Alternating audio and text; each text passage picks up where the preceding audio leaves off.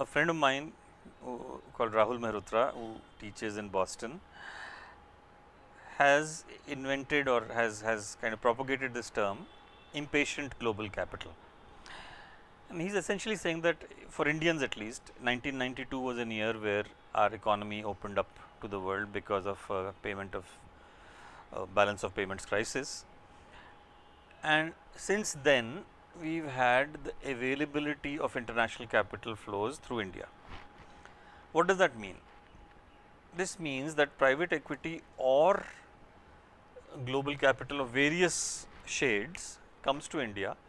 It seeks a return which is better than 7, 8, 9%, which it might have elsewhere in the world, and it will get it because these are inflationary places like India. So, you will automatically get those kind of returns, but it seeks it very fast, because you see the whole point of percentage is percent per year. So, you need a fast turnaround time. When you need a fast turnaround time, you are stuck in a sense with not solving real problems, but with solving what the capital insists on doing, which is to get a return.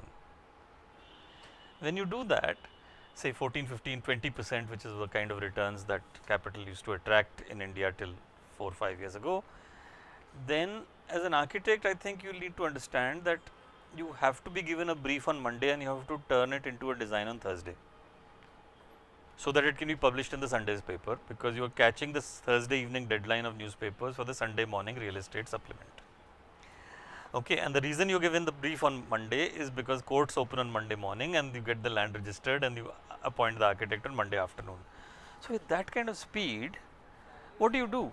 And here is what a Singaporean once told me. In Singapore, he ran a very large company of about 8,000 architects, and I had given a talk at the National University there, and so we were sitting and having beer together after the talk, and he was appreciating the talk and all that, and I said a little superciliously, but the kind of work I do has no meaning for you. So, he said, no, that is not true.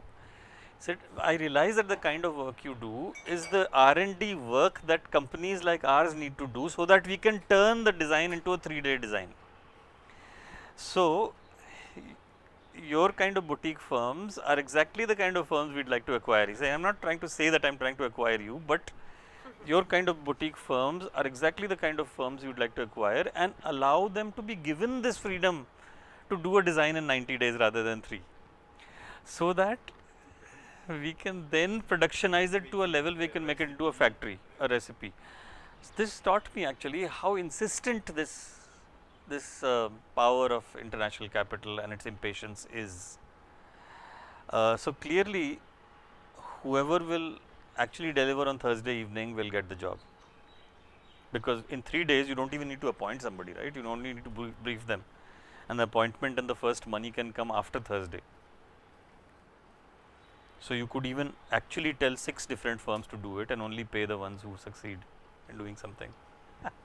Because they are spending, let us say, 300 person hours in developing and delivering the design, instead of a boutique company which would spend 3000 person hours. So, even at a lower per hour rate, they would still end up being more expensive. So, this is mass production as applied to intellectual design of architecture, and clearly it is not something that suits me personally, and yet I realize that we must address this aspect of architecture as well if we have to make a real difference.